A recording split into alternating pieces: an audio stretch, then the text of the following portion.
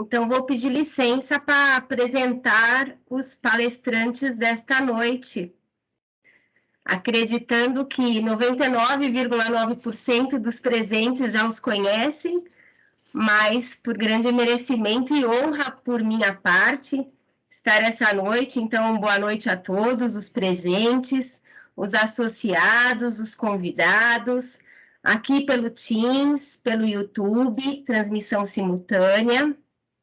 Hoje, dia 19 de maio de 2022, estamos ao vivo com duas ilustres pessoas, professores que eu particularmente amo. Aprendi muito com eles e acredito que muitos de vocês também, e se não aprenderam, vão aprender, porque nós temos muitos eventos com os nossos professores. Esta noite estamos com o professor Marcos Vinícius Kikunaga, advogado, consultor, mestre em Direito Difuso e Coletivo, especialista em Direito Notarial e Registral, professor em cursos de especialização, presidente da Academia Nacional de Direito Notarial e Registral, Adnotari. Ele é autor da obra Direito Notarial e Registral à luz do Código de Defesa do Consumidor. Para quem não conhece, tem aqui. Nós estaremos no dia 28 de maio, no nosso curso de leilões judiciais e registro de imóveis. E nós estaremos lá com esses autores, que estarão autografando os livros. Então, seguido, eu tomo a liberdade também de apresentar o nosso querido professor Mauro Antônio Rocha, advogado graduado pela Faculdade de Direito da USP, pós-graduado lato sensu em Direito Imobiliário pelo Instituto Nacional de Ensino Superior e Pesquisa de São Paulo, diversos cursos de extensão e aperfeiçoamento em Direito Imobiliário, é professor, palestrante, instrutor do Conselho Regional de Corretor de Imóveis, do Instituto Brasileiro de Estudos Financeiros. Me pediram para fazer um pequeno abreviação, mas, gente, não dá para abreviar. Membro efetivo da Comissão de Direito Notarial e Registros Públicos da OAB de São Paulo, é coordenador jurídico de contratos imobiliários da Caixa Econômica Federal, é o nosso vice-presidente da Adnotari, é autor da obra Alienação Fiduciária de Bem Imóvel, está aqui na minha mão, também será, não sei se consigo fazê-los ver, mas essa obra será autografada também no dia 28 de maio, em nosso curso presencial de leilões. E agora, aproveitando que estamos todo mundo aqui, Dr. Mauro nos deu a liberdade de anunciar que quem não tiver ainda o livro e ainda tiver interesse em adquiri-lo, os 3 primeiros que lançarem aqui no nosso chat que tem interesse ao livro, receberão em suas casas. Então, só os 3 primeiros. Gostaria de colocassem também os endereços, ou ao menos o e-mail, para que a gente possa cumprir com essa promessa, ok? Professor Kikunaga tem a palavra. Muito boa noite. Boa noite. Gratuitamente, é bom ressaltar. Gratuitamente, exatamente. Os 3 primeiros. Dr. Mauro vai presentear. Olha só que maravilha, né? Temos um evento gratuito todas as quintas-feiras. Temos palestrantes de altíssimo nível e temos palestrantes que estão acima disso, como o Dr. Mauro Antônio Rocha, de agraciar a obra dele, uma obra que eu reputo a melhor que temos no mercado, porque ela agrega uma experiência de muitos anos estudando alienação fiduciária, né? Então, assim, para mim é uma honra muito grande ter o Mauro Antônio Rocha junto conosco desde não sei lá quantos anos, né, Maurão? E eu fico muito feliz de poder compartilhar com ele ideias, debates acirrados sobre alienação fiduciária. Então, assim, para mim é um prazer muito grande por aprender com o Dr. Mauro Antônio Rocha, que, evidentemente, é o principal palestrante da noite. Eu só vim para atrapalhar ele, eu só vim para colocar ele uma certa pressão para a gente poder extrair dele tudo que ele sabe. Então, Maurão, hoje é um dia especial, né? E fico feliz que você esteja agraciando aí os 3 primeiros participantes aqui do nosso evento com a tua obra. Vamos começar a trabalhar com a alienação fiduciária de bem imóvel e os leilões, né? Lembrando que a alienação fiduciária de bem imóvel, prevista lá na Lei 9.514 de 1997, ela só entrou realmente, né, nas normativas e nos protocolos dos credores das instituições financeiras somente em 2002, né? Depois o Mauro vai confirmar essas datas. Por quê? Porque foi uma legislação muito relevante para o mercado financeiro e para o mercado imobiliário. Então, muita gente ficou preocupada com a alienação fiduciária. A alienação fiduciária, ela é realmente, como o Dr. Mauro Antônio Rocha, é uma super garantia, né? E hoje a gente vem tratar dessa história da alienação e os leilões.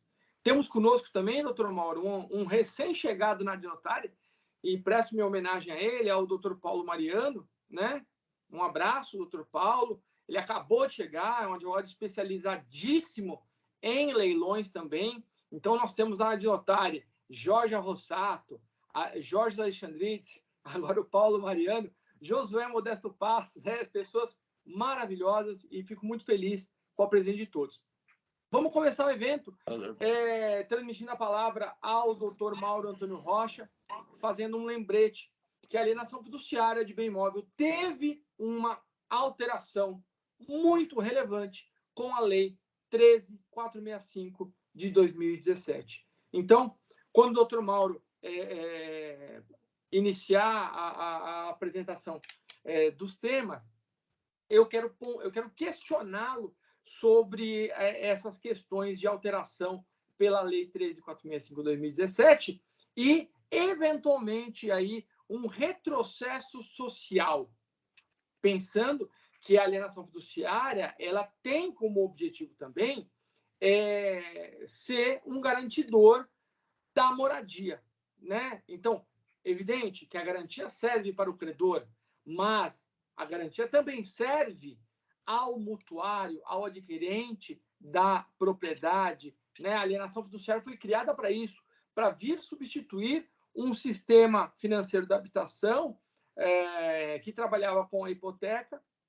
Evidente que o sistema financeiro da habitação permanece usando a garantia fiduciária, mas, né, temos que pontuar que houve, em certa medida, um retrocesso social, na minha visão, e isso eu quero questionar ao Dr. Mauro. Transmito imediatamente a palavra ao Dr. Mauro Antônio Rocha para que ele faça lá a sua explicação, inclusive, Mauro, a explicação da questão do Big Mac, que consta lá no teu livro.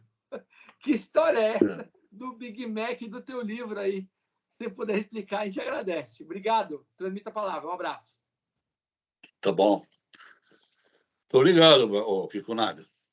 É sempre um prazer estar aqui nos eventos da Adnotária, que eu tenho a honra, né, de co-presidir juntamente com você desde da fundação, né? Bom, nós vamos falar hoje sobre a alienação fiduciária de bens móveis, mas vamos nos restringir à questão dos leilões, né? Realizados com base na Lei 9.514, tá? Eu costumo dizer sempre que a alienação fiduciária é a melhor das garantias, tá certo? Eu tenho uma visão assim um tanto complexa da alienação fiduciária, porque às vezes eu digo para os meus alunos assim, olha, só assina um contrato de alienação fiduciária quem não tem juízo, não é? dada a voracidade do credor, quando necessário, né? No caso de inadimplemento. De outro lado, ao mesmo tempo, eu digo assim, olha, sem a alienação fiduciária, nós não teríamos crédito imobiliário. Essa é a verdade. Não é? O crédito imobiliário só voltou aos negócios imobiliários no Brasil em razão da alienação fiduciária de bens imóveis, em razão de uma garantia efetiva dos valores investidos nessas operações. Tá? Por outro lado, por ser uma garantia boa, né? Uma garantia que podemos dizer assim, excelente, uma super garantia, né? Enfim, que não prevê a possibilidade do credor ter prejuízo, né? Isso é uma outra questão que eu discuto atrás, quando dizem assim, mas deveria haver a possibilidade de cobrança dos valores remanescentes. Eu digo, num contrato de alienação fiduciária não pode haver valor remanescente. Se há valor remanescente é porque foi feito um contrato mal feito, porque o credor não soube contratar, não é? Porque no contrato normal de alienação fiduciária não há valor remanescente. Tá? Mas não é esse o nosso tema de hoje, vamos ficar por aqui nisso. Então, eu digo, é uma super garantia, ela possibilita ao credor investir sem medo de perder os seus recursos, não é? E ela possibilita ao fiduciante, ou seja, ao tomador de recursos, adquirir um bem pagando em parcelas mensais, não é? Com juros reduzidos. Reduzidos por quê? Exatamente pela eficácia da alienação fiduciária na retomada do imóvel. Muito bem. Então, tenho essa visão que eu passo sempre para os meus alunos. E digo também o seguinte, o defeito que eu aponto da alienação fiduciária, eu aponto muitas qualidades, mas aponto um defeito na alienação fiduciária de bens imóveis. Ela não tem um apadrinhamento, não é? Voltado aos devedores fiduciantes. Todo o apadrinhamento da lei é voltado à defesa dos interesses dos credores fiduciários. Não é? Então, você não vai ter, desde 1997 até hoje, nenhuma alteração legislativa, nenhuma alteração na Lei 9.514 que tenha sido proposta por interesses dos devedores fiduciantes. As propostas vêm sempre por interesses dos devedores fiduciários, tá? E isso traz um certo desequilíbrio nessa relação entre fiduciantes e fiduciários, tá?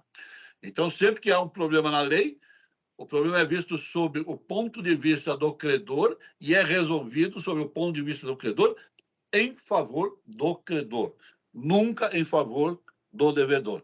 Isso é uma coisa que eu tenho batido com você, Kiko Marco, que nós temos, de alguma forma, começar a rever isso, a movimentar, de alguma forma, a academia ou outras instituições, de forma a agir também em nome dos devedores fiduciários. Né? Não porque tenhamos nenhum interesse neles, mas porque nós, como acadêmicos, como especialistas no assunto, temos que trabalhar de forma acadêmica e de maneira a equilibrar os interesses em relação a essa matéria. Bom, feito todo esse prolegômeno aí, né? Vamos falar, então, dos leilões.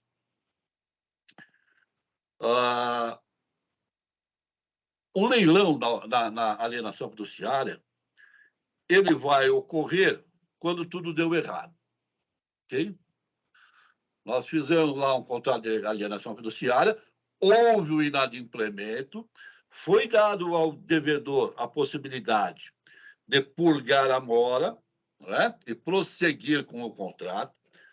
Ele não aproveitou essa oportunidade, não fez o pagamento do valor devido naquele momento, né? De forma que a propriedade foi consolidada e diz a lei, a partir da consolidação da propriedade, o credor tem 30 dias para efetuar o leilão do bem. Para que serve esse leilão? Para realizar o ativo, não é? Vender esse ativo, transformar esse ativo em dinheiro, para quê? Para que com esse dinheiro se pague o credor. Tá? Muito bem. Então, a primeira questão que nós levantamos é essa questão do prazo para a realização desse leilão. A lei diz lá, desde o ministro, lá, desde 1997, que o devedor tem 30 dias a partir da consolidação da propriedade para realizar o leilão do bem. Muito bem. Eu que atuo nessa área há muitos anos, né? No mercado financeiro, né? No mercado de crédito imobiliário há muitos anos, eu posso dizer que a grande maioria dos leilões não obedecem ao prazo legal. Tá? Eles são realizados sempre muito depois, ou pelo menos depois de vencido o prazo legal dos 30 dias. Sempre li nos artigos que a gente encontra por aí, na internet, nos sites especializados, que a lei não determina pena, né, para o não atendimento ao prazo legal. Muito bem. O leilão ele está regulado basicamente no artigo 27 da Lei 9.514, não é? E é um artigo muito singelo, ele traz lá alguns parágrafos, tal, agora já com um número maior de parágrafos em função das alterações recentemente feitas na lei. E, nesse artigo, ele não vai tratar de toda a estrutura de realização do leilão. Tá? Ele diz lá como é que vai ser feito. E põe lá alguns procedimentos, mas não todos os procedimentos. Então, entender que, porque a lei não impõe uma penalidade, essa penalidade não existe, é um pouco forçar a interpretação legal. Não é? Porque não existe na Lei 9.514, mas existe no Código Civil, existe no Código de Processo Civil, tá? E em outras leis de espaço, nós vamos encontrar normas que regulam essa relação. Tá? Então, ok, esse prazo de 30 dias não é prazo decadencial, não é? Como diz o Conselho, nosso Conselho lá da Corregedoria, né? Da magistratura. Diz lá, da magistratura, não é decadencial, né? De forma que a sua extrapolação não extingue a obrigação de alienar o bem, nem restaura o status quo ante das partes, acarretando apenas mera irregularidade. Tá? Ok, é uma mera irregularidade no entender do Conselho da Magistratura. Só que é uma mera irregularidade que provoca um grande prejuízo ao devedor. Certo? Porque ao deixar de realizar o leilão dentro do prazo determinado na lei, tá? ao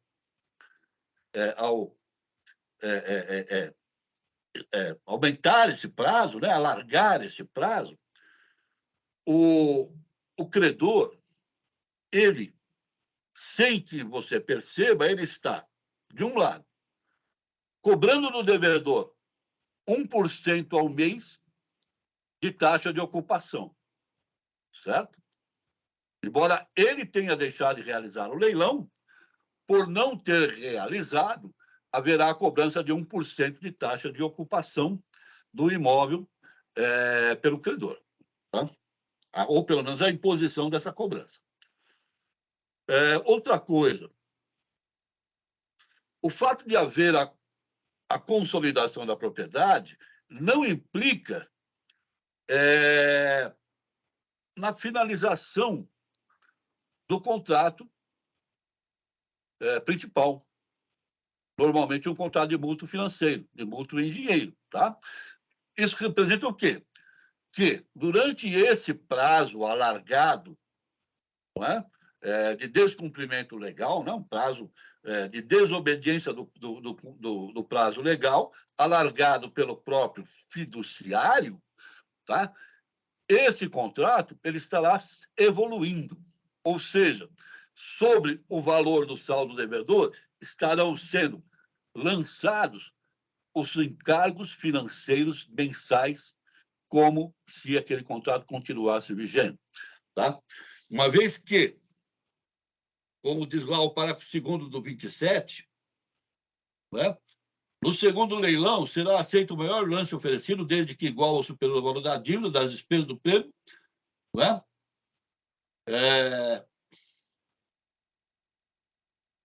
Não é esse, não. Mas, enfim, tem o artigo lá da 9.514, que eu pensei que fosse o segundo do 27, mas não é. Que diz o quê? Que o valor do imóvel será aquele apurado na data do leilão. Tá certo? Então, o contrato vai evoluir até a data do leilão. É naquele momento que nós vamos definir qual é o saldo devedor que determinará o valor do imóvel para efeito do leilão. Não é o parágrafo 1º do 27, Maurão, que fala do valor de avaliação ou a base de cálculo do ITBI? Isso, Não é o exatamente. parágrafo 1º do 27? Não é isso? O parágrafo... Exatamente. Que teve várias Então, alterações, né? O parágrafo 1º. Teve alteração várias para alterações. 13.465, né? Exatamente. Exatamente. Teve várias alterações. Então, o que acontece?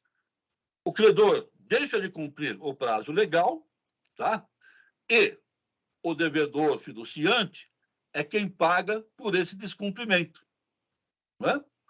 Porque a dívida dele será incorporada mais um 1% sobre o valor do contrato a título de taxa de ocupação e mais os encargos financeiros mensais contratados originalmente. Tá? Isso, evidentemente, vai tornando a dívida dele maior e a possibilidade dele recobrar ou receber algum valor sobejante após a realização do leilão vai diminuindo, né? Ou pelo menos o valor vai sendo reduzido. Maurão, deixa eu fazer uma pergunta. O Marcelo Ruiz, ele pergunta lá no YouTube, né? Porque vamos lembrar que essa transmissão ela é feita tanto pelo Teams quanto pelo YouTube, pelo canal lá da Adnotário. O Marcelo Ruiz ele faz a pergunta assim: qual é o prejuízo para o devedor se o banco vender em 60 ou 90 dias, ao invés de 30? Para o devedor, na maioria das vezes, é melhor ainda, pois ele fica no imóvel. Mas o devedor pode sair, ele pode restituir o bem para evitar a taxa de ocupação, né? E aí ele fala, o contrato de mútuo já foi, já consolidou, a dívida está extinta para o imóvel residencial. Você pode explicar melhor essa questão da perspectiva do prejuízo ao devedor nessa prorrogação aí para a asta pública? Então, numa primeira vista, dá a impressão de que você está possibilitando que o devedor permaneça no imóvel, tá? Durante mais algum tempo. Isso, para o credor fiduciário, é muito bom, tá? Vamos deixar isso claro também. Por quê? Porque a partir da desocupação do imóvel, o credor fiduciário ele passa a responder pelos impostos, pelas taxas condominiais, tá? E quaisquer outras despesas incidentes sobre o imóvel. Além disso, ele passa a ter despesas de manutenção, passa a ter despesas de segurança em relação àquele imóvel. Tá? Então, quanto mais o credor fica, o devedor fica no imóvel, mais benéfica fica a operação para o credor, tá? Muito bem. Então, a princípio, você pode pensar assim, não, mas ele vai ficar mais tempo no imóvel. Ok. Se ele ficar mais tempo no imóvel, ele poderá pagar o 1% de taxa de ocupação que a lei prevê, tá? Muito bem. Isso aí vai ser automático. Mês a mês vai sendo debitado na conta dele o valor de 1% do contrato como taxa de ocupação. Agora, o que não é justo é que ele pague também os encargos financeiros daquele contrato. Por quê? Porque ele está sendo duplamente penalizado. Em função de quê? Do não cumprimento do prazo legal pelo credor. Então, veja que essa é um benefício ao financiante, mas é um benefício que, na verdade, é altamente prejudicial. Tem mais uma situação. Quando nós falamos, nós pensamos sempre assim, esse devedor, ele já perdeu esse imóvel. Ele não tem nada a recuperar. Mas não é assim. Em grande parte dos casos, esse devedor já pagou 50%, 60%, 70% do valor do imóvel. Tá? Então, uma vez realizado o leilão, há uma grande possibilidade dele recuperar uma parte desse valor. Tá? Aquilo que sobejar ao valor da dívida. Ok? Hoje, o imóvel não pode ser vendido por menos de 50% do valor indicado no contrato ou de avaliação. Ok? Então, no mínimo, essa diferença entre o montante da dívida e os 50% é o valor que sobeja, né? O débito e que deve ser devolvido ao devedor. Tá? Maurão, por que não pode ser vendido por valor menor do que 50%? Em função do dispositivo do Código de Processo Civil, que cuida da venda por valor vil, né? Por preço vil. Não é? Preço vil. Não é uma coisa ainda discutível, mas está sendo aplicado normalmente. Os próprios credores já estão aplicando normalmente esse dispositivo, né? No segundo leilão... Isso vem previsto no edital. Isso vem previsto no edital, essa previsão. Em geral, sim. Em geral, sim. No primeiro leilão será vendido por 100 e no segundo leilão por, no mínimo, 50. Tá? Exatamente para não se discutir depois a questão do lance vil, né? Ou do preço vil de arrematação. Tá? Então, eu não sei se ficou clara a questão. Há um prejuízo efetivo para o devedor, tá? Em função do não cumprimento da determinação legal de 30 dias para a realização do leilão. Esses 30 dias já há um projeto do IEBK no Congresso Nacional, em que esses 30 dias já estão sendo aumentados, né, alargados para 60 dias. Tá? Sem nenhuma explicação. Essa é uma outra coisa que a gente debate muito, né? As alterações na lei, no 1514, elas são feitas sem muitas explicações. Não é? De 30 para 60 dias. Por quê? Porque fica mais fácil de fazer o leilão. Não sei se isso é verdade, não é? Mas de 30 para 60 significa que o devedor pagará ao credor pelo menos mais 2 ou 3% de juros e encargos sobre o valor do contrato. É um preço bastante grande, é um valor bastante grande, é um encargo bastante grande. Então, o que pode Maurão, ser feito? Posso fazer uma perguntinha aqui do chat? Para você?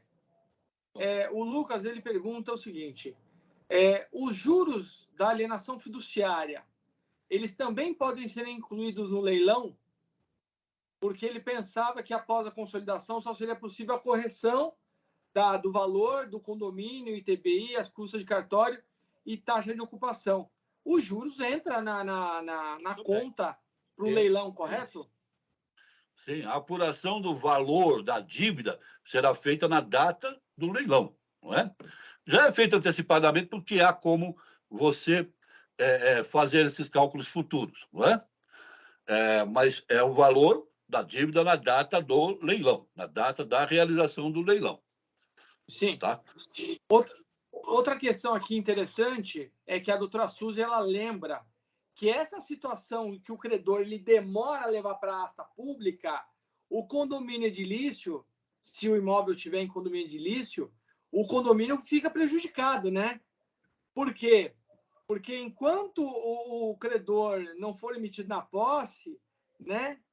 Pelo menos é o que reza o parágrafo único do artigo 1368b, fica complicada essa questão do condomínio também, né, Maurão?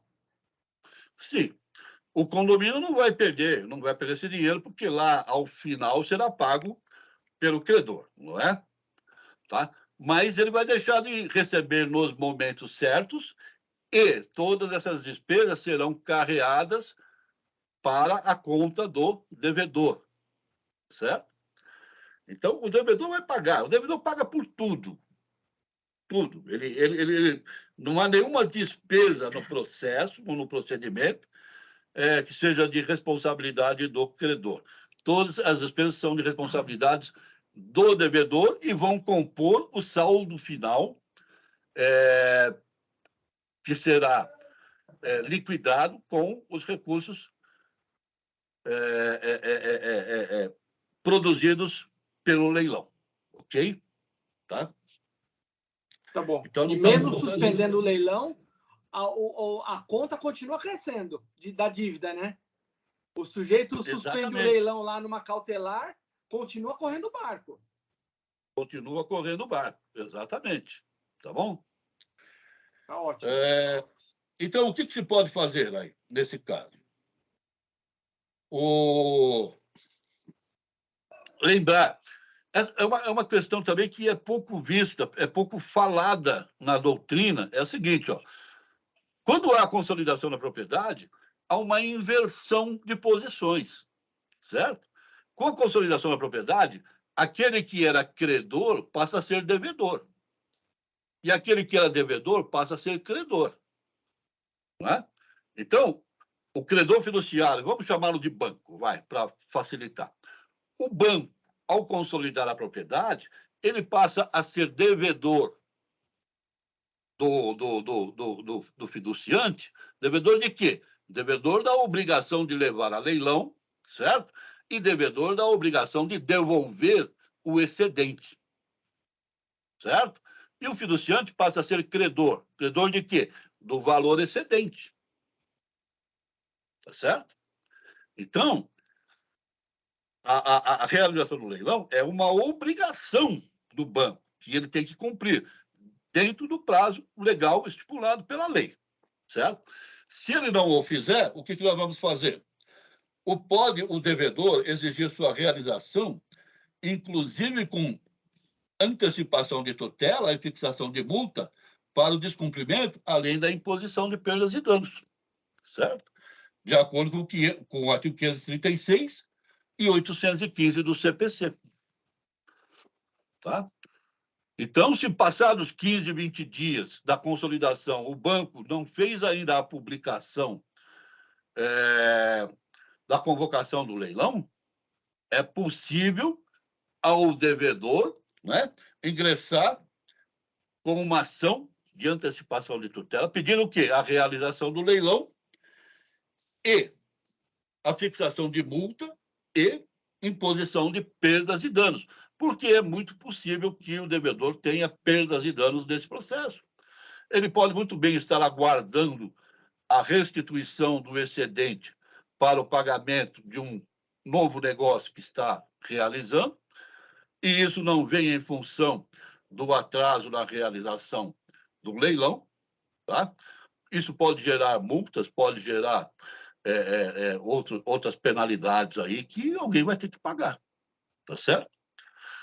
Então, esse era o primeiro ponto que eu queria colocar, a questão do cumprimento do prazo, seja ele de 30, seja de 60, de acordo com as normas que se pretende aí introduzir na 9514, mas que seja cumprido.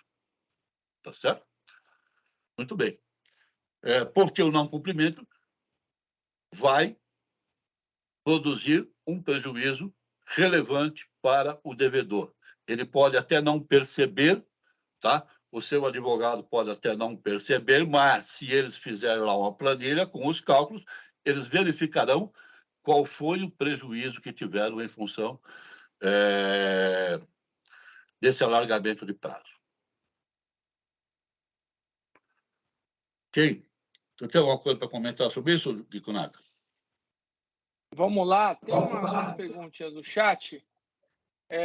O Dr. Paulo Mariano, ele fez um comentário aqui muito interessante, na linha que você tá tratando, que ele já atuou num caso em que o fiduciante ele conseguiu anular o leilão pela essa demora do fiduciário, do credor, e anulou a arrematação, né? E aí vem uma outra questão aqui do Renato, a questão da responsabilidade pelo pagamento das cotas condominiais IPTU, se é de responsabilidade do fiduciário, ou se no edital ele é atribuído ao arrematante. Não, o arrematante responsabilidade não. É um negócio complicado, né? O arrematante ele pode ser informado sobre a existência daquela dívida, não é? E que aquela dívida compõe o valor do leilão. Não é? Ou seja, ele vai ter que pagar aquela dívida. Ok? O arrematante poderá ser informado sobre isso. Mas a responsabilidade primeira é do fiduciante, certo? De acordo com a Lei 9.514, a gente não concorda muito com a Lei 9.514, mas é assim que ela define, né? Enquanto não houver a consolidação, a propriedade é a responsabilidade é do fiduciante, né? Feita a consolidação, a responsabilidade é do fiduciário, tá? Mas a responsabilidade é do fiduciário, mas o pagamento, né? A imputação do valor é feita ainda ao fiduciante, certo? Até que haja a emissão da posse. Entendeu? Então, até a data da consolidação, quem é que é o responsável? Kikunaga. Ok? Foi feita a consolidação, quem é o responsável? Bradesco. Tá? O Bradesco faça ou não o pagamento dessas cotas condominiais apuradas após a consolidação, de uma forma ou de outra, o valor dessas cotas serão imputadas na sua dívida. Certo?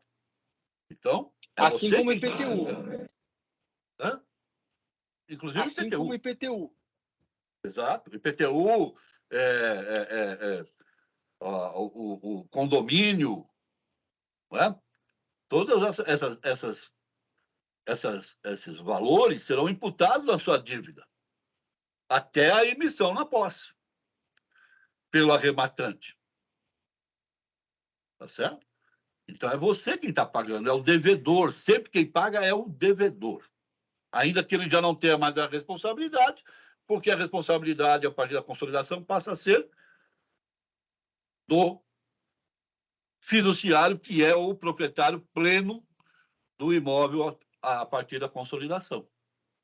Maurão, aí a gente entra num debate interessante, né? Que é justamente essa questão da responsabilidade. Vem uma pergunta que pode gerar bastante barulho num leilão. E aí, se o doutor Paulo Mariano quiser também comentar, fica à vontade, né? Que é a hipótese do edital não falar nada da dívida condominial. não fala nada da dívida de IPTU. Não fala nada. Só fala lá, valor tal, tal, tal, tal. Não falam que existe lá um valor em aberto gigantesco. Aí, maravilha. O cara vai e arremata. Remata, ele leva a registro a posse do imóvel. Até aí, beleza. E aí vem os credores, né? Vem o condomínio para cima dele, vem a prefeitura para cima dele. Podemos imputar essa responsabilidade ao arrematante, baseado lá no artigo 1345 do Código Civil, que traz ao adquirente da unidade em condomínio edilício a responsabilidade pelos débitos, multas e juros, né? Porque, vamos lembrar um outro detalhe importante, que é a questão da natureza derivada de aquisição da propriedade pelo leilão, né?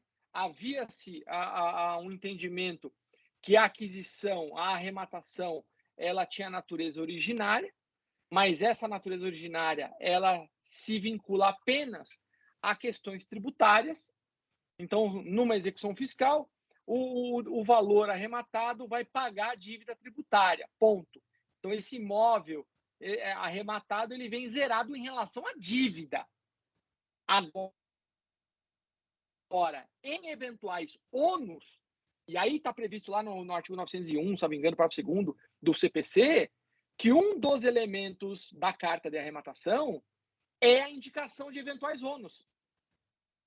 Então, se vem lá uma penhora decorrente de uma execução fiscal de IPTU, ou vem lá uma ação judicial de execução condominial, o arrematante responde por essa dívida, sendo a natureza derivada? E como é que fica em relação ao credor? O arrematante tem que ir para cima do credor? Ir para cima do devedor fiduciante? Já teve esse caso, Maurão? Como é que a gente resolve esse problema? Eu tenho a impressão que não. Veja bem, no leilão de alienação fiduciária, o contrato é um contrato de compra e venda, certo? Não é um auto de arrematação, é um contrato de compra e venda. Aquele que era credor fiduciário, na condição de proprietário, vende, e o arrematante adquire, né, na condição de comprador, tá?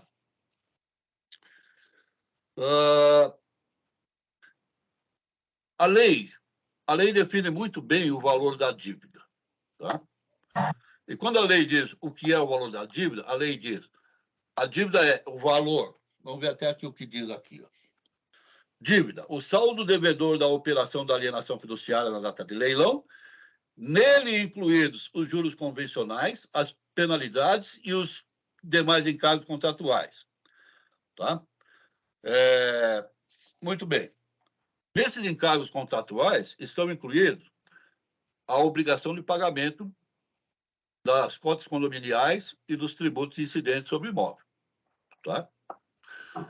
Então, a rigor, nós só temos duas situações que eu vejo na alienação fiduciária. Uma em que o valor da dívida já foi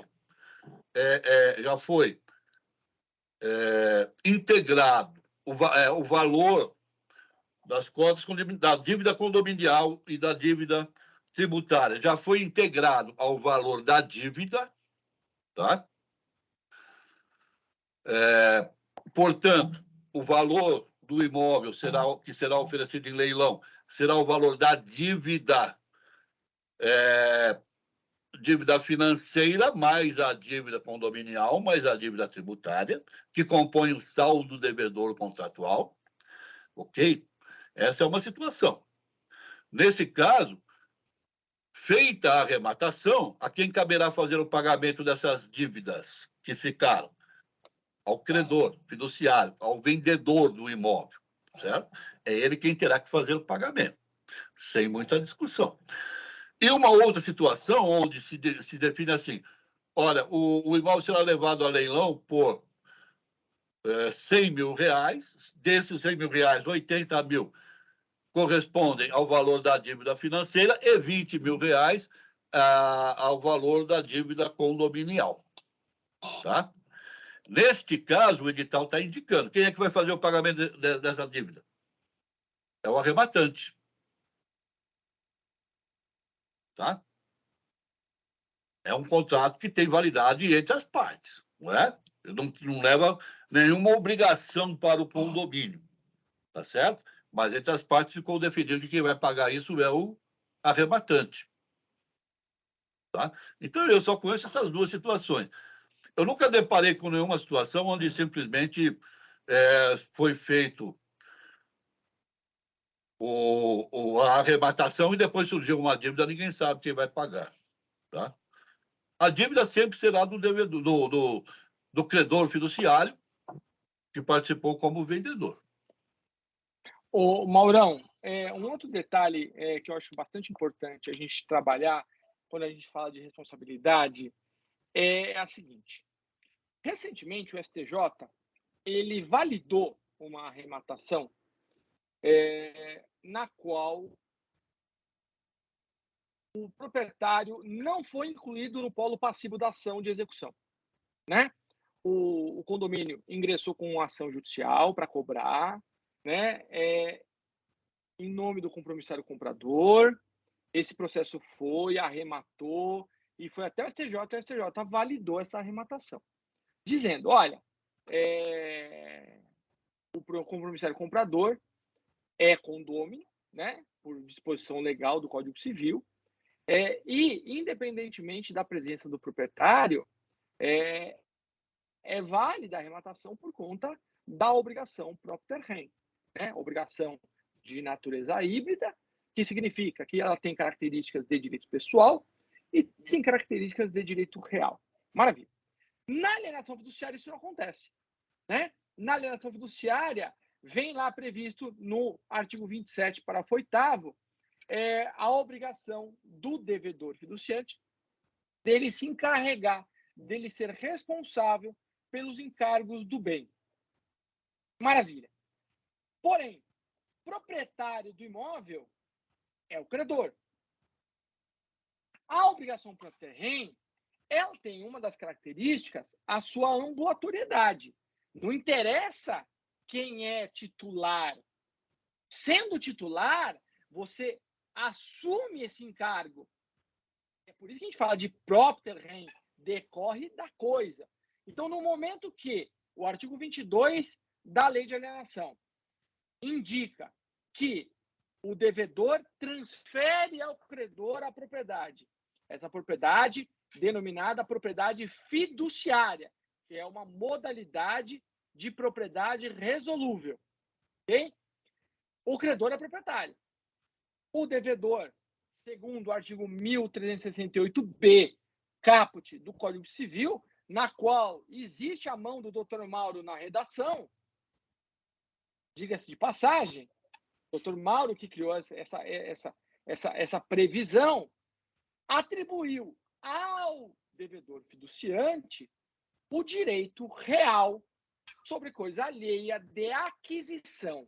Era um direito real que ele não tinha, né? Era um direito de expectativa de se tornar novamente proprietário. Veio a lei em 2014, uma alteração de 2014, incluiu o 1368b, atribuindo ao devedor essa natureza jurídica. Maravilha. Desculpa, deu uma travada. Natureza de titular de direito à reaquisição. E o 1368, parágrafo 1º, ele fala que o credor só vai responder após a emissão na posse. Caraca! Então, já o parágrafo 1º, ele já não é compatível com a teoria geral dos direitos reais. Ele não é compatível. Né? Por quê? Porque, na minha visão, existe uma solidariedade dessa responsabilidade. O 27, parágrafo 8º, apesar do STJ afirmar isso, na minha visão, o 27, parágrafo 8º, ele tem natureza contratual. É uma previsão legal que deve ser estabelecida no contrato. Olha, vocês vão estabelecer essa questão. Pode o credor resolver de forma diferente? Pode, assim como na locação. Na locação, quem que é o titular? O locador do condomínio do IPTU. Do condomínio do IPTU. Voltou, né? Cortou. Na alienação fiduciária deveria ser a mesma coisa. O que eu não admito, no meu pensamento, é imputar um prejuízo coletivo ao condomínio edilício pela briga do devedor. Uhum. Aí a gente vai... Aí, inclusive, essa é um detalhe interessante, porque fala lá no 27, parágrafo 2º, Maurão, a previsão: no segundo leilão será aceito o maior lance oferecido, desde que igual ou superior ao valor da dívida. Aí ele adiciona despesas, prêmios de seguro, encargos legais, inclusive tributos, vírgula, e das contribuições condominiais. Ou seja, dentro do preço desta asta pública, seja no primeira asta ou na segunda asta, a contribuição condominial, ela entra nessa conta, ela deve entrar nessa conta. Significa dizer o seguinte: se eu vou deduzir, eu, credor, eu vou deduzir da contribuição condominial e dos tributos, fica responsável. Está deduzindo. O responsável, ele não poderia deduzir. Duas vezes. Ele deduz, mas quem paga é outro cara. Peraí, calma aí. Você deduz da conta do sujeito e faz o sujeito pagar? A conversa é meio de louco, né, Maurão? No meu entendimento aí. Não sei se vocês entenderam a questão, mas acredito que essa ideia do devedor responder isoladamente, exclusivamente às dívidas tributárias, é um equívoco teórico de direito real gravíssimo.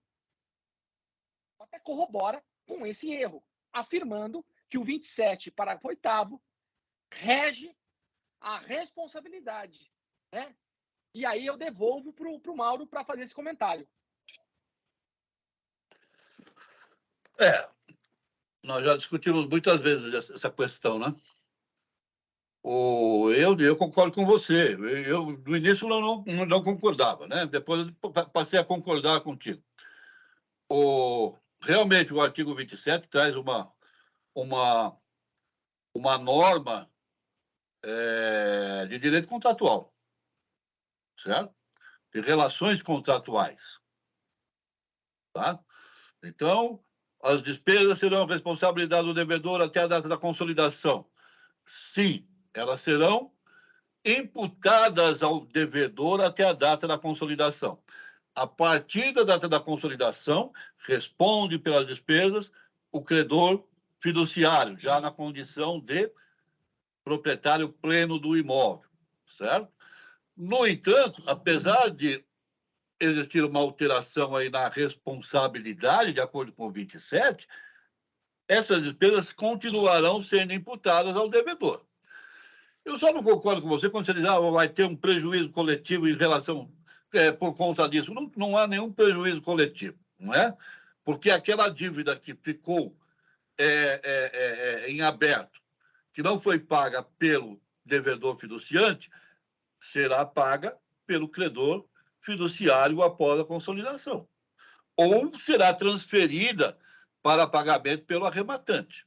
Mas, de toda forma, aquele valor será efetivamente pago integralmente lá ao condomínio, integralmente lá ao poder municipal que tributou o imóvel.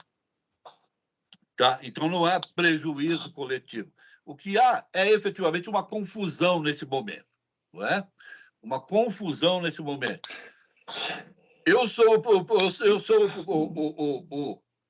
o fiduciante, né?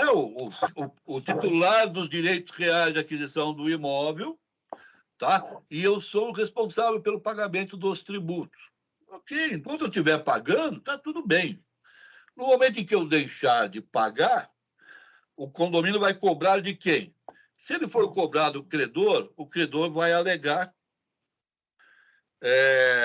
erro de pessoa, certo? Vai dizer, não, você tem que cobrar lá do devedor. Assim tem decidido o judiciário também. Vai cobrar do devedor. Se o devedor não fizer o pagamento, ainda que a dívida seja só condominial, é possível fazer a execução extrajudicial. É preciso deixar isso claro, tá? Porque é inadimplemento contratual. Ah, mas ele pagou todas as prestações, mas ele deixou de pagar as cotas condominiais. Então, ele pode ser executado pelo credor por não ter pago as cotas condominiais. Tá? Então, há uma grande confusão nisso. Mas, na verdade, não há prejuízo aos credores originários, seja o condomínio, seja a prefeitura.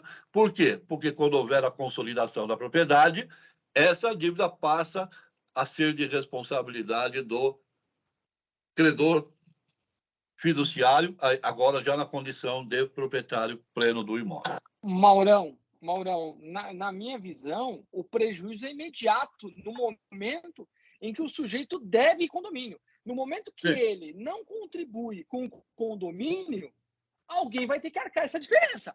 Porque o condomínio, ele é um organismo.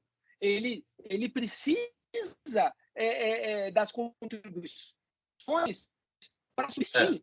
Se você não paga a cota condominial, alguém vai ter que pagar no teu lugar. Para mim, é uma questão que eu até comentei outro dia numa palestra, é uma questão de natureza alimentar do condomínio edilício. Por isso que eu penso que a responsabilidade deveria ser solidária. Mas eu entendi a sua posição e vamos continuar.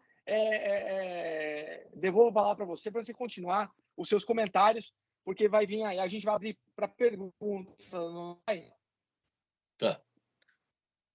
Então, a outra questão que eu queria levantar a respeito da realização dos leilões diz respeito ao parágrafo 2A do artigo 27. Né? Diz lá o parágrafo 2º-A. Para os fins do disposto do parágrafo 1º e 2º desse artigo, as datas, horários e locais de leilão serão comunicados ao devedor mediante correspondência dirigida aos endereços constantes do contrato, inclusive ao endereço eletrônico. Tá? Então, nós estamos falando de quê? Da comunicação da realização do leilão ao devedor fiduciante. Muito bem. Esse parágrafo 2º-A, ele foi incluído pela Lei 13.465 de 2017. Ok? Por quê? Porque havia uma tendência do judiciário de considerar irregular o leilão realizado sem a comunicação prévia ao devedor. Certo? Isso vem lá das normas lá da hipoteca, né? Do sistema hipotecário anterior. Tá? Muito bem. Então, havia essa tendência do judiciário de considerar irregular o leilão quando não houve a comunicação ao devedor. Então, como eu disse no início,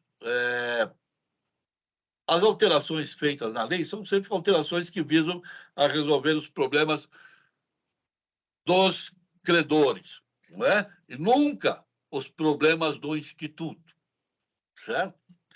Muito bem. Então, foi feita aí a redação desse parágrafo incluído pelo artigo 13.465. E esse parágrafo ele é bastante vago, né? Ele é mais vago do que a ausência de disposição sobre essa situação que existia anteriormente, né? Então, ele diz, serão comunicados ao devedor mediante correspondência dirigida aos endereços constantes do contrato, inclusive ao endereço eletrônico. Ele fala apenas da comunicação, ele não fala da comprovação. E aí, os advogados de banco já concluem que, se a lei não fala em comprovação, não precisa de comprovação. Basta comprovar a comunicação, o envio, não é? E envio para onde?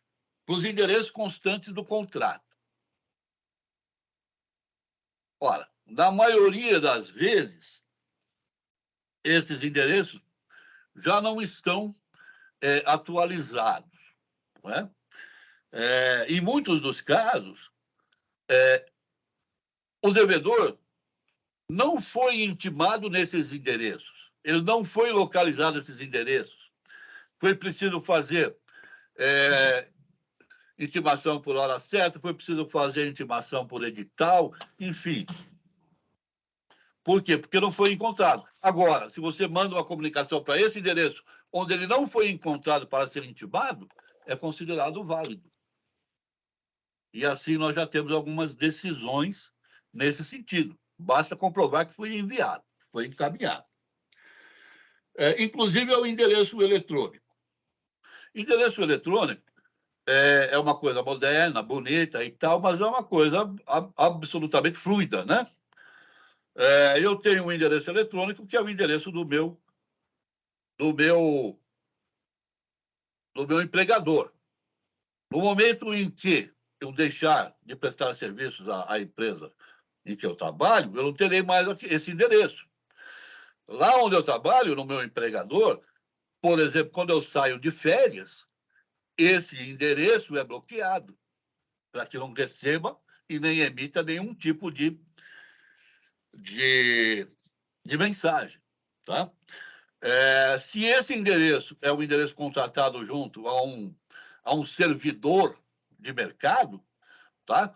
Basta que você atrase lá 15, 20 dias o pagamento da sua fatura, esse endereço é bloqueado. Tá certo? Então, é muito complicado esse negócio de você confirmar ou enviar uma mensagem por endereço eletrônico. Tá? Muito bem. Então, muito se discutiu na época da Lei 13465, em 2017, como é que você vai fazer a comprovação do envio disso? Basta simplesmente a cópia de que você enviou. Mas ele recebeu? Não sei, a lei não fala em comprovação de recebimento. Aí vem uma outra invenção que está também nesse projeto de lei que corre lá no... Espera aí, Maurão, só um detalhe antes de você passar para outra questão. Esse procedimento que você acabou de falar, que é a inclusão pela 13465 do parágrafo 2º-A do artigo 27, ele decorre do Decreto-Lei 70/66. Sim. Por quê? Como você bem disse, né, era um procedimento das execuções hipotecárias, né, previstas lá no Decreto-Lei 70, que o artigo 39, inciso 2 da Lei 9.514, fazia remissão. Então, o Poder Judiciário... Ou não fazia, né? Ou não fazia, mas nós não vamos discutir isso agora. O Poder Judiciário entendia que se aplicava as regras do Decreto-Lei 70/66 para permitir a purgação da mora pelo devedor fiduciante até a data do auto de arrematação. Aí vem a pergunta. Essa comunicação do credor dentro do devedor para ele poder purgar a mora. Aí vem a pergunta. Não, essa comunicação é exclusivamente para efeito de exercício do direito de preferência. Só que lá no Decreto-Lei 70, a ideia da comunicação do leilão era para a purgação da mora. No Sim. regime após 13.465, é para você exercer o teu direito de adjudicação, na minha visão, e não preferência. Maravilha. Aí vem a pergunta. Então, procedimentos anteriores a 465 de 2017 são nulos? Aprovação ou comunicação pelo credor aos devedores fiduciantes. Paulo Mariano também quer fazer uma pergunta. Você quer responder a minha primeiro? Não, deixa o doutor Paulo falar primeiro. O doutor Paulo Mariano, por favor. Estão me ouvindo? Sim. Primeiro, quero agradecer a oportunidade de estar me manifestando aqui, dar meus parabéns aí ao palestrante, Dr. Mauro, a condução aí para o Dr. Marcos Kikunaga, mas o meu comentário já foi até ultrapassado aí.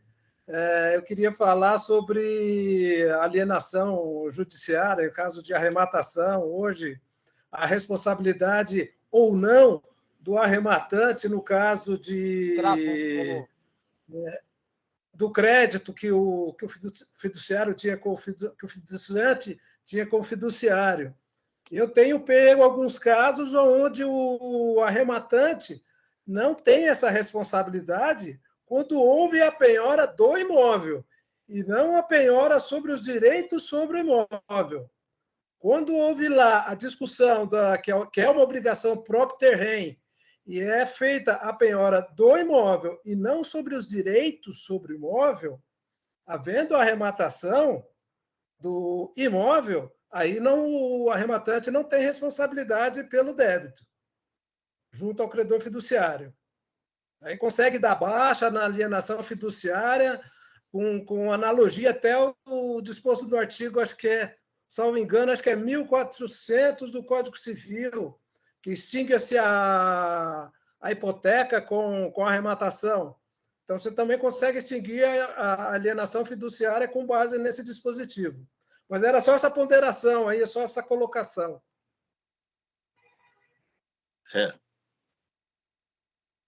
Na verdade, não entendi bem qual foi a sua colocação, não, viu?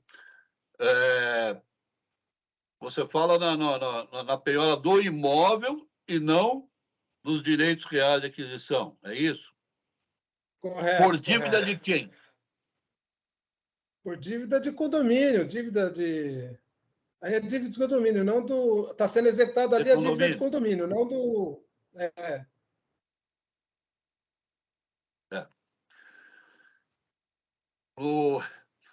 É um procedimento, alguns juízes têm feito isso, eu não concordo, não.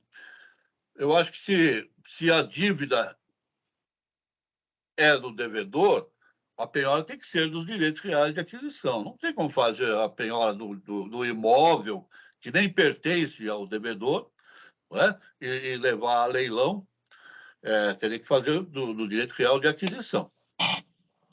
Mas aí nós vamos entrar também numa outra situação absolutamente kafkiana, certo? Cuja solução dificilmente agradará a qualquer das partes envolvidas, não é? Mas é isso, eu não sei como é possível excluir a responsabilidade de pagamento do credor fiduciário, certo? Tá? Afinal, ele é o proprietário do imóvel, se o imóvel está sendo levado a leilão, é a ele que tem que se prestar contas, né? Mas essa é uma questão difícil de discutir assim em poucos minutos, tá? Ela é muito complicada e eu já tive aqui em São Paulo um caso em que um arrematante perdeu quase R$1 milhão, certo? Por ter arrematado como imóvel direitos reais de aquisição que já nem existiam mais, porque o imóvel já havia sido consolidado pelo credor, certo? Em função desse tipo de entendimento, né? Desse tipo, vamos penhorar o imóvel, vamos penhorar não sei o quê. É extremamente complicado.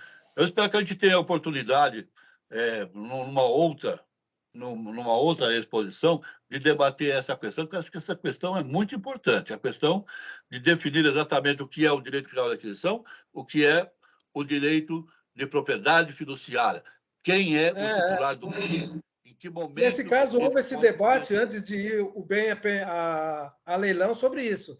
o que iria a leilão era o direito sobre a propriedade ou era a propriedade? Mesmo havendo alienação fiduciária, o registro da alienação fiduciária. O que foi a praça foi a propriedade, e não os direitos. Aí não teve o arrematante obrigação com o débito com o credor fiduciário. Tem os dois casos assim. Pois é. Extremamente complexa a situação. Eu acho que nenhum deles é da Caixa. Com a Caixa eu não ouvi falar em nenhum desses casos ainda lá. Mas é uma situação bastante Tanto é que eu complicada. tive que estudar bem o caso para ver se não ia sobrar responsabilidade para o meu cliente que ia arrematar no caso, né? Se ele também não ia ter que pagar a arrematação e também pagar o credor fiduciário. Aí não ia valer muito a pena, ia dar um Pois é, prejuízo. mas para onde foi o dinheiro da arrematação? Foi para o condomínio, Integralmente? integralmente. Esse Bom, é um então caso aí, eu tenho um caso em Osasco, tenho um caso em Santo André. e a dívida correspondia a esses valores? Qual o valor? Era uma execução, era cumprimento de sentença de condomínio. O imóvel estava alienado fiduciariamente. Sim. Tá, Certo? mas aí foi a leilão, foi A propriedade, o arrematado, imóvel. provavelmente tenha sido arrematado por um valor bastante ínfimo, não é? Não foi, E esse não. valor foi suficiente apenas para pagar a dívida de condomínio? Foi. Só? Mas Só. aí também não tinha mais nada, não sobrava mais nada para o credor fiduciário, né? Certo. Que teria responsabilidade também Mas eu ali, bancária, em caso. advogando pelo arrematante, só fiquei preocupado se ele teria essa responsabilidade aí do fiduciante. Exatamente. Que aí não é pouca. Exatamente.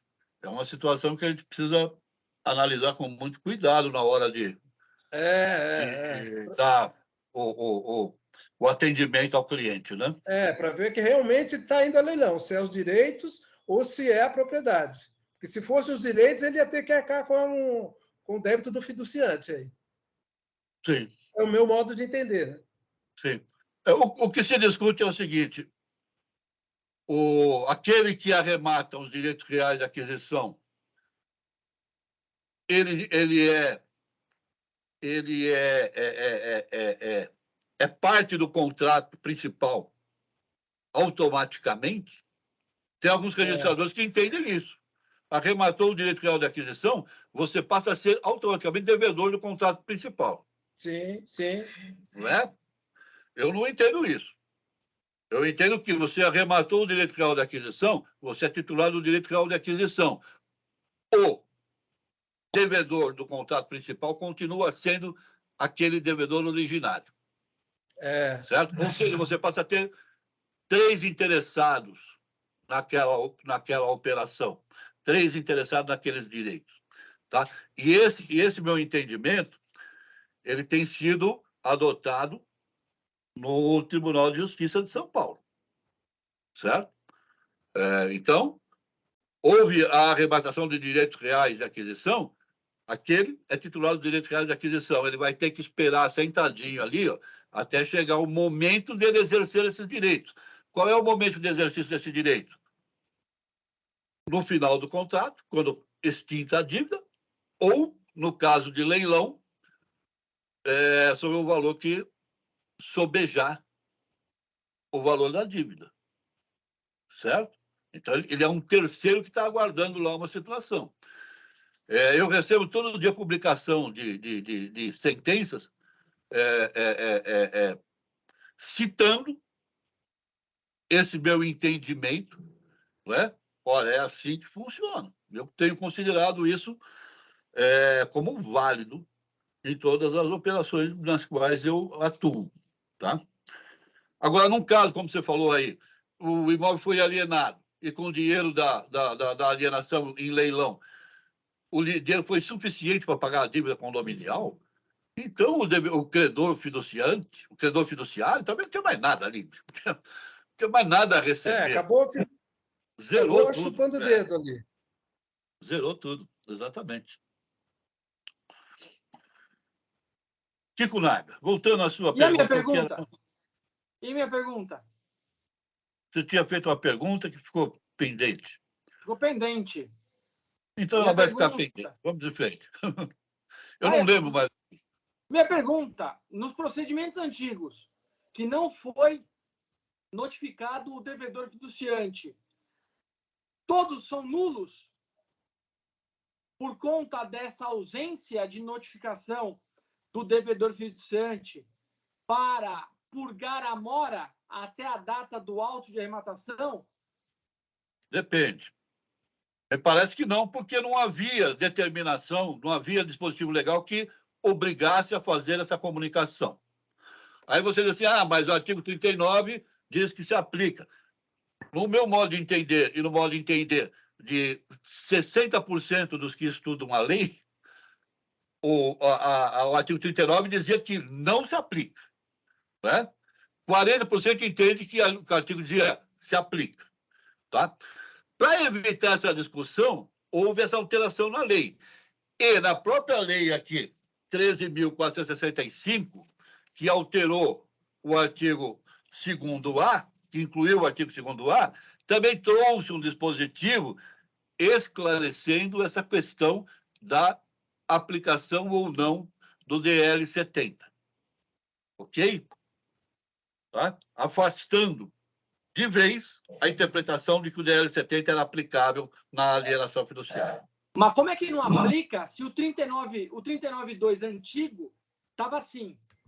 As operações de financiamento imobiliário em geral, a que se refere a esta lei, inciso 2, aplicam-se as disposições dos artigos 29 a 41 do Decreto-Lei 70/66. Mas estava escrito expressamente: as operações de financiamento imobiliário referidos em geral a que se refere essa lei, ou seja, qualquer operação Tá lá. onde vai aplicar Isso tá a lá. fiduciária, aplica o Decreto-Lei 70. Você está fazendo essa interpretação. Eu faço interpretação diferente. Esse artigo 39 está lá nos dispositivos gerais. Para que servem os dispositivos gerais da lei? Para que você amarre as pontas que ficaram soltas nos artigos anteriores, tá certo? Perfeito. Então, lá no artigo 17 da lei, fala assim, as operações em geral podem ser feitas com garantia de hipoteca, não sei o quê, e alienação fiduciária. Então, falava lá, hipoteca. Então, para amarrar o artigo 17, a hipoteca, é que veio lá no 39, dizendo assim, ó, nas operações de imóvel em geral, com garantia de hipoteca, deveria ser entendido dessa forma, com garantia imobiliária hipotecária, aplica-se o DL 70, não sei o quê. O 39 novo fala isso. O 39.2 novo, ele deixa claro que é só a hipoteca. O 39.2 antigo não deixava claro isso. Ele falava qualquer operação, em geral, qualquer operação. E aí, por isso que se aplicou o STJ, baseado nessa premissa, nessa abertura da lei, ela autorizava a aplicação da mora até a data do auto de arrematação. Se numa decisão, a aplicação da mora até o auto de arrematação, por que não vai obrigar o credor fiduciário a notificar? Se não numa notifica decisão para mora, absolutamente, numa decisão absolutamente doida, né? Lá do STJ, que disse assim, aplica-se, pode ir lá e pagar, né? A mora, vai lá e purga a mora. Ok, e o que eu faço, então, com o meu registro de consolidação? A nossa ministra lá, na época eu não lembro quem que era, já aposentou até, pulou essa parte, falou, não sei. Certo? Não sei, se virem. Chegou aqui em São Paulo, a Corregedoria falou assim, não dá para cancelar a consolidação. Nós vamos ter que fazer um novo negócio jurídico. Certo? Ou seja, um novo contrato de compra e venda e alienação fiduciária para dar sequência àquele que foi encerrado lá atrás, certo?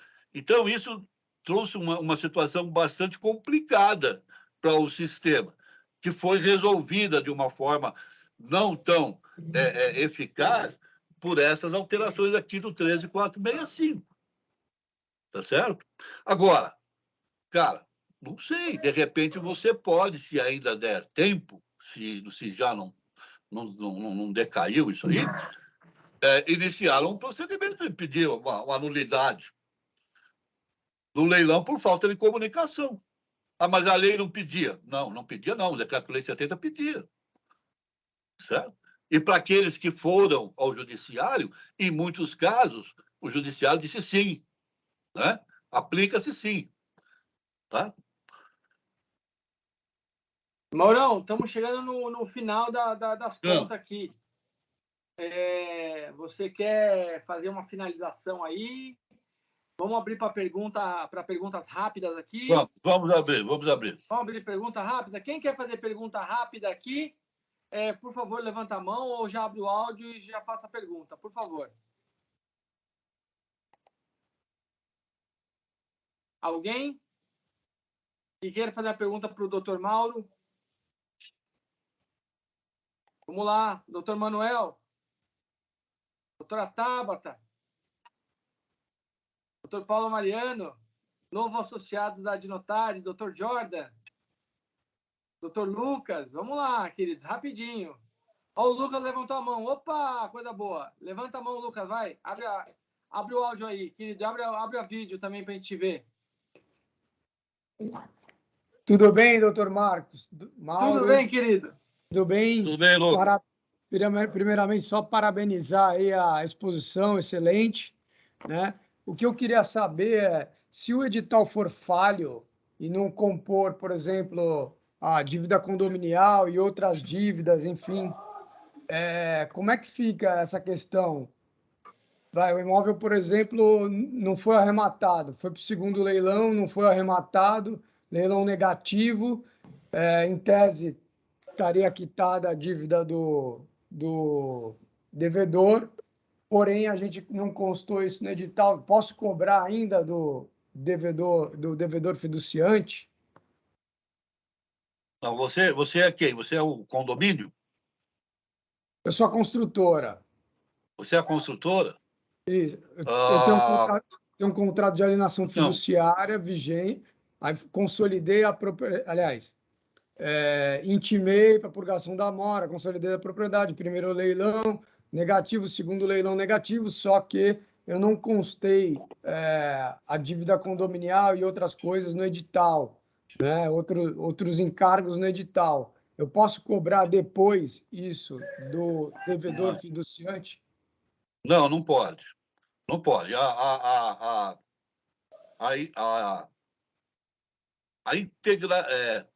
A integralização do imóvel no seu ativo, tá? Implica na quitação total da dívida. Nem o condomínio, por exemplo. Não, dívida total. A dívida que você cobrou foi a dívida total, não é? Inclusive o condomínio. Se você não colocou lá, foi porque você não quis ou não tinha conhecimento ainda, mas deveria ter colocado, tá? Não conseguiu vender, você assumiu a propriedade plena daquele imóvel por ausência de lance válido e vencedor no segundo leilão, está liquidado a dívida integral. Isso nos contratos de crédito imobiliário, né? Se for um crédito comercial, né, crédito bancário, aí, em algumas operações, é possível, sim, que você prossiga com a cobrança dos valores excedentes. Por exemplo...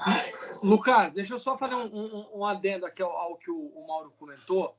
Se você fizer a leitura do parágrafo 1º do artigo 26, parágrafo 1º do 26, lá está escrito assim: vencido e não paga a dívida, no todo ou em parte, você vai consolidar a propriedade e, para os fins desse disposto, você vai fazer um requerimento ao registro de imóveis para pagamento dessa dívida, para purgação da mora, né?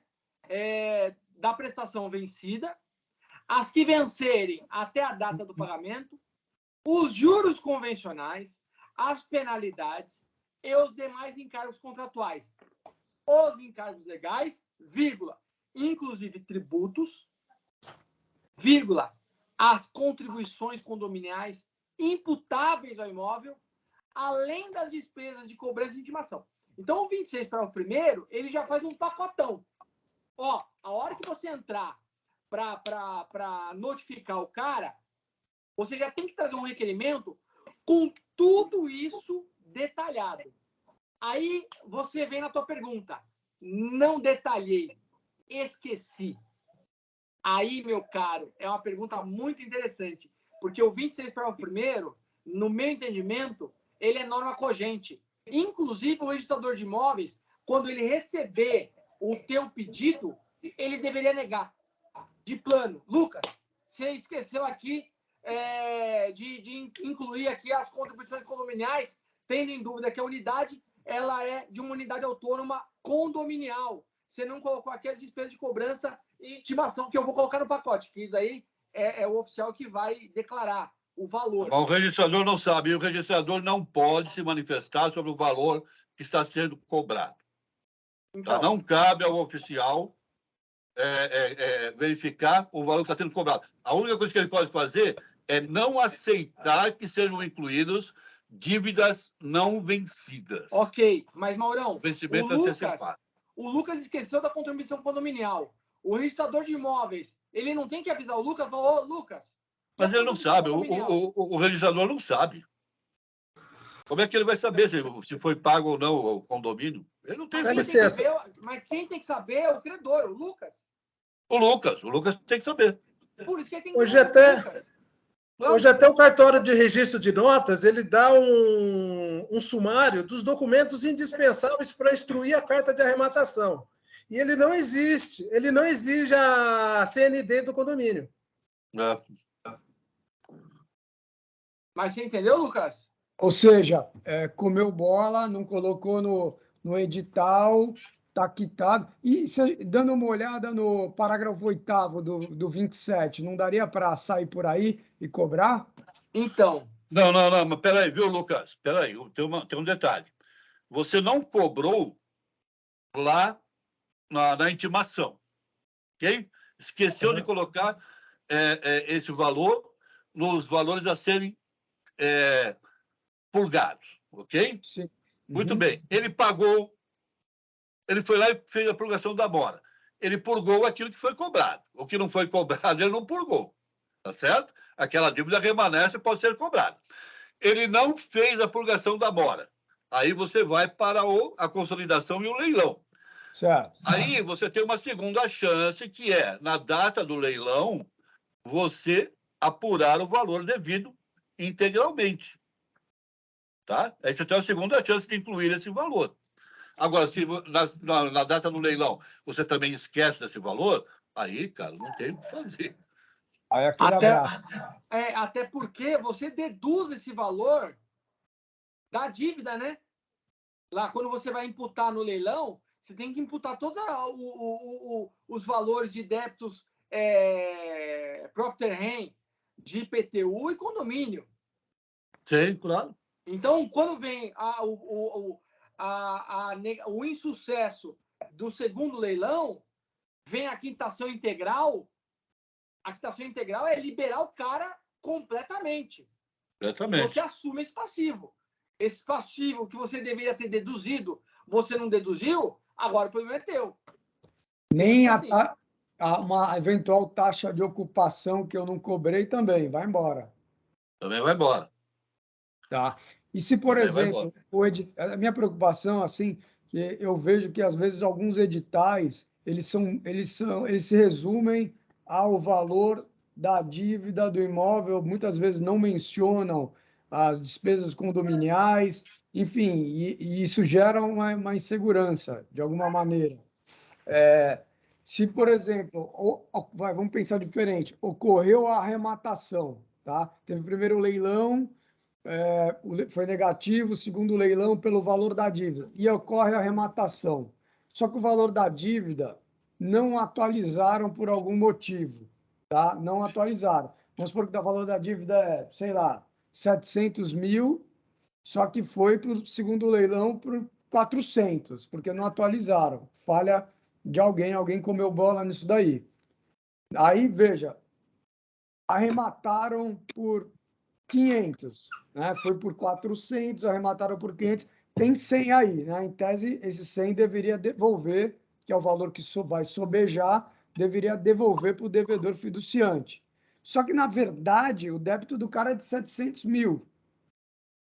Teria como fazer um encontro de contas e falar, cara, você não vai receber 100 mil, por quê? Porque simplesmente esqueci, não foi, a dívida não foi atualizada no edital, mas de fato a dívida já é muito maior do que isso. Mas aí pode ter uma questão também de nulidade do leilão, porque o leilão foi vendido por valor inferior à dívida, da forma que deveria ser apurada conforme determina a lei. Não é? Uhum. Posso dar uma posição, hein? Pode, claro.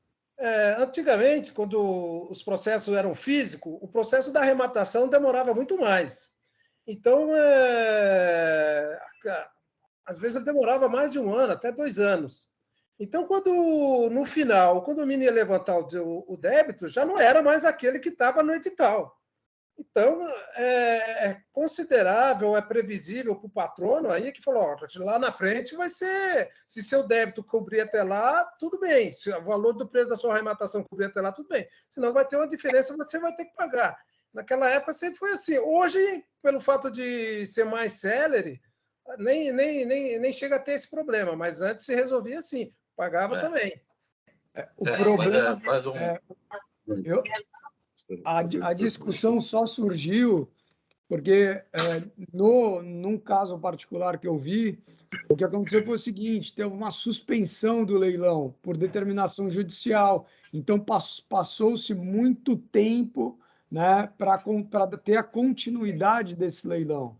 E o leiloeiro não se sentiu confortável de atualizar os valores para não ter nenhum vício no leilão, e aí ele preferiu manter os valores do leilão lá atrás, mas depois de 1 ano. Então, isso gerou uma grande complicação. E o valor da arrematação em segundo leilão foi um valor que ficou acima do valor da dívida, só que a dívida não estava atualizada no edital, entendeu? Eu acho que houve um erro do leiloeiro. O erro do leiloeiro, claro. O erro do leiloeiro grave. E um outro detalhe que o Dr. Lucas comentou sobre a questão da taxa de ocupação. O 37A também foi atualizado pela 13465 de 2017, Dr. Lucas. E ela fala o seguinte, a taxa de ocupação ela não é cobrada no leilão.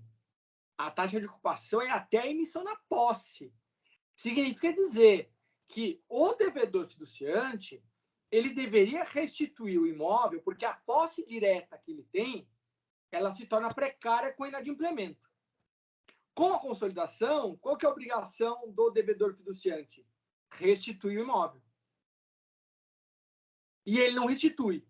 Aí vem a lei 13465 e fala, ó, a partir da data da consolidação, é o termo inicial para o pagamento da taxa de ocupação. E aí a cobrança dessa taxa de ocupação, ela pode se dar em juízo, Lucas. Então, não entra nessa conta. Então vem aquela história entra na conta, viu, Ficuraga? Ela entra na conta até a data do leilão. Tá? Então, da consolidação até a data do leilão, a taxa de ocupação integra o valor da dívida. Aí houve o leilão, não houve a desocupação. Houve uma resistência à desocupação. Os valores posteriores podem ser cobrados separadamente. Por quê? Porque aí já não integram aquela dívida, tá? É uma dívida posterior ao leilão. É isso aí, tá certo. Mas, Lucas, na minha visão, eu pensando aqui pelo artigo 27, parágrafo 8º, pelo que o Lucas disse, Maurão, é uma obrigação contratual, né, do sujeito ele pagar os encargos do bem. E aí, sendo natureza contratual, se não foi cobrado no leilão, por que eu não poderia cobrar depois? Assim como a taxa de ocupação, Lucas. Entendeu? Porque na antiga redação do 37A, a taxa de ocupação ela tinha como termo inicial o leilão. Antecipou para consolidação. Mas vou imaginar que você não colocou na conta. Mas essa obrigação é uma obrigação contratual. E a taxa de ocupação é uma obrigação legal, até por uma questão da natureza da ocupação, né? De locação. Você usa o bem, usufrui do bem e não paga pelo bem, você tem que pagar a taxa de ocupação. Então, eu começo a pensar agora, né, nesse momento, que essa conta poderia, sim, vir para o devedor posteriormente. Não, mas quem foi que não apurou corretamente a dívida? Tá? Veja bem, a lei diz que você tem que oferecer o imóvel à venda pelo valor de mercado, não é? Mais ou menos, tá? No primeiro leilão, e no segundo leilão, pelo valor da dívida apurado na data do leilão. Ok. Se você não apurou corretamente, você não pode vender o imóvel por um valor inferior e querer cobrar depois. Mas aí que dá, Maurão. Mas o problema é que o que é o conceito de avaliação? Valor de avaliação. Valor de avaliação do bem. Preço de mercado do bem. O que é a dívida? E aí eu entendo você, porque a lei ela entra nesse detalhamento do que é dívida, né? Ele fala, dívida é, parágrafo 3º do 27, inciso 1, dívida é o saldo devedor na data no leilão, nele incluídos os juros, as penalidades e os demais encargos contratuais. Demais encargos contratuais. Na minha leitura, encargos contratuais seria o pagamento do condomínio, pagamento do IPTU, o pagamento de eventuais outras multas contratuais ou o que for mais. O problema é que a taxa de ocupação ela não é um encargo contratual, Lucas. Ela é um encargo pelo uso e fruição do bem, que estaria fora do conceito de dívida, na minha cabeça. Então, assim, é um negócio que a gente teria que refletir, eu acho melhor, mas eu entendi o Mauro, e o Mauro tem um amparo legal para imputar que se você não cobrou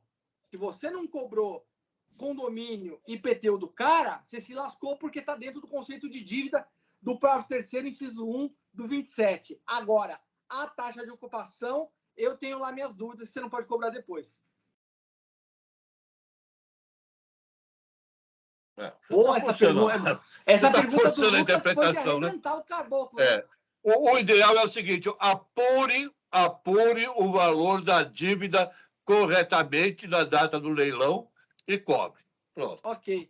E só um detalhe.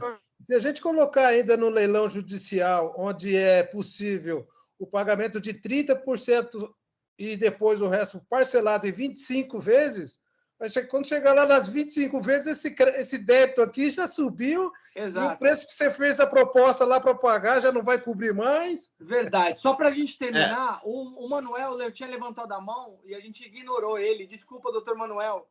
Por favor, Lucas, você pode baixar sua mão, querido? Forte abraço. Obrigado pela tua participação. Vai lá, Manuel. Marcos, é totalmente fora do contexto do que vocês estão discutindo, mas eu sou comerciante naturalmente e já fui no passado incorporador também. E eu vejo no meio, tá, que existe um nicho de mercado que é os incorporadores, você no seu escritório, N incorporações. Mas os incorporadores, os empreendedores, eles não conhecem nem a lei do fiduciário, sabem que dá garantia, mas não sabem que também pode vender o imóvel fiduciado, certo? Ele sendo o fiduciário e vender. Lógico, não dá para concorrer com o banco, mas hoje existem grupos no Brasil fortíssimos que poderiam ganhar o que o banco ganha vendendo em parcelas menores, 30 parcelas, 40 parcelas, não precisa estender a 120 parcelas. Mas já tem grupo hoje no Brasil fazendo até 100 parcelas, tá? Grupo financeiro.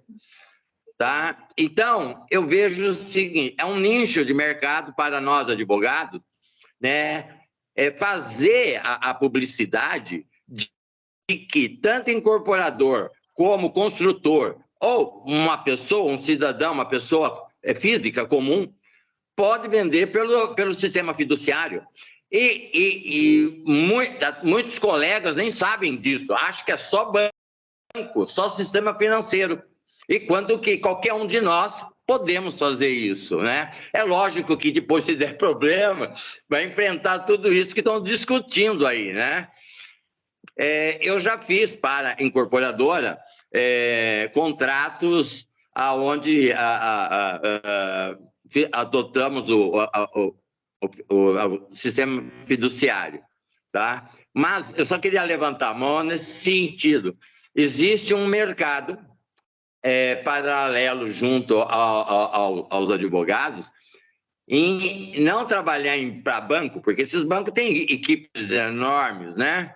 Mas o escritório que faz a incorporação alertar os clientes de que ele também pode vender pelo sistema, né? E pode fazer, às vezes, do banco, se ele tem o respaldo financeiro atrás, e ganhar tanto quanto o banco, né? Porque o crediário existe. Tem gente que não liga para o produto que está vendendo, ele quer carteira, né? E hoje a construção civil é um ramo, o ramo imobiliário é um ramo riquíssimo, muito dinheiro corre, né? Muito dinheiro. São volumes assim. Eu dou assistência para um grupo em Brasília, abriram agora um fundo imobiliário, me convidaram para ir para Brasília, mas não quero sair de Caraguá, Marco. Né? Eles abriram um fundo imobiliário, vamos abrir um fundo imobiliário. Com quanto? Não, vamos abrir com 600 milhões, vamos ver o que dá. Mas fala assim, 600 milhões como se estivesse falando dinheiro de pinga. Quer dizer, são outras realidades que às vezes nós, simples mortais, não enxergamos. E é um nicho de mercado esse, que eu acho que vale a pena, por exemplo, fazer propaganda junto aos incorporadores, empreendedores, construtores, porque é o escritório de menor porte, em vista de bancos, que vai atender esse cliente, é um nicho de mercado. Quer dizer, o lado comercial. Falei o que eu queria falar. Pronto. Obrigado, Manuel. É isso mesmo. Maurão, algum comentário final, querido? Então, é só lembrar que o que a gente está discutindo aqui é no sentido de que todos nós podemos fazer a alienação fiduciária. Qualquer parte pode, até uma venda do seu próprio imóvel, seu único imóvel, pode ser vendido através do sistema de alienação fiduciária, não é? Com uma garantia muito boa. Mas que a gente precisa tomar cuidado com esses detalhes. Ou seja, fez a consolidação, leva leilão. Não vamos ficar enrolando, dando chance para que o terceiro, porque o terceiro, o devedor, ele pode também exigir a venda e exigir multas e perdas e danos, tá certo? Então, não vamos deixar que isso aconteça, né? O segundo, se nós temos que fazer uma comunicação, vamos fazer uma comunicação séria. Eu sei que banco é banco, banco trabalha com massa, banco não pode parar toda hora para ver, chegou lá ou não chegou lá a comunicação, confirmou ou não confirmou. Eu sei como é que funciona isso, eu trabalho em banco. Agora, uma empresa incorporadora, um vendedor de imóvel de pequeno porte, ele tem que tomar esse cuidado, né? Vai fazer a comunicação? Faz uma comunicação séria. Manda lá para o lugar onde você sabe que a pessoa está, recebe a confirmação no correio e junta aquilo no processo ou no procedimento de execução extrajudicial para evitar o quê? Que você tenha aí uma nulidade. Lembrando sempre que, no processo de alienação fiduciária, as nulidades elas só ocorrem por conta de intimação mal realizada, certo? E por conta de irregularidades na realização do leilão. Né? São os 2 pontos que geram nulidades no procedimento extrajudicial de alienação fiduciária. Enfim, tinha outras questões aqui a serem colocadas, mas como uma coisa... A gente vai marcar outro, fica tranquilo, Maurão. Tá, não, tranquilo. Só que nós vamos ficar a vida toda discutindo essa questão da alienação fiduciária, porque é hoje a maior garantia, a garantia mais utilizada no mercado de crédito imobiliário, tanto financeiro quanto comercial, tá? E a cada dia ela traz novidades, tá? Como nós dissemos aí há alguns anos, nós passamos 20 anos em lua de mel com a alienação fiduciária. Por quê? Porque foram anos onde a economia se comportou extremamente bem, os salários estavam crescentes, não é? Então não havia praticamente inadimplemento. E quem inadimplia perdia aquilo lá porque não pagou, porque não tinha como pagar mesmo, não é? Depois, com os problemas financeiros que nós enfrentamos nos últimos anos, acabou essa lua de mel. E hoje, o devedor fiduciário, ele discute qualquer coisa. Não é? Ele não quer mais perder o imóvel, ele não quer perder dinheiro, ou não quer perder todo o dinheiro. Então, ele discute qualquer coisa. E nós temos que estar preparados para discutir, seja em nome do devedor fiduciante, seja para defender o credor fiduciário. Tá? Então, nós vamos ficar a vida toda discutindo essas questões de alienação fiduciária, voltando a esses assuntos o tempo todo. Querido, agradeço mais uma vez a participação, né, dos nossos queridos ouvintes, Dr. Paulo Mariano, pela intervenção, Dr. Manuel, o Dr. Lucas, a doutora Suzy. Agradeço especialmente ao Mauro Antônio Rocha, pela obra que ele publicou, por compartilhar o conhecimento que ele tem sobre alienação fiduciária. E realmente, Maurão, ficaremos a vida toda discutindo a alienação fiduciária, porque ela é um prazer, ela dá prazer discutir. Dá prazer discutir a tua posição doutrinária, né? E esses pensamentos novos que vão surgindo, né? Da possibilidade da cessão dos direitos fiduciários sem anuência do credor fiduciário, da possibilidade de registro da partilha de bens equivalentes no divórcio ou na separação sem a anuência do credor fiduciário, né? A questão das nulidades, eventuais nulidades do procedimento em violação ao artigo 39.2 da antiga lei de alienação fiduciária, né, ao direito de educação na nova lei. Então, muita coisa. E a gente vai ter esse prazer imenso de divulgar, mais uma vez, a tua obra, né, a obra do Dr. Mauro Antônio Rocha. Ela é obrigatória para qualquer operador do direito. Lembrando que a garantia fiduciária é uma super garantia. Esse livro está lá na Editorial Lepanto. E também dá para comprar diretamente lá com o Dr. Mauro Antônio Rocha. Quem tiver interesse, manda um e-mail lá para a Adnotária, que a gente encaminha o e-mail do Dr. Mauro Antônio Rocha, adnotariaacademia@gmail.com, né? Semana que vem temos vários eventos. Toda quinta-feira estamos aqui presentes com os senhores. Mais uma vez, um prazer imenso. Semana que vem temos curso de leilão judicial e o registro de imóveis. Participem, divulguem, estejam conosco, que é sempre um prazer discutir. Um abraço, Maurão. Um abraço a todos. Próxima. Tchau, tchau, tchau, queridos. Até mais. Tchau, abraço. Prazer em vê-los. Prazer.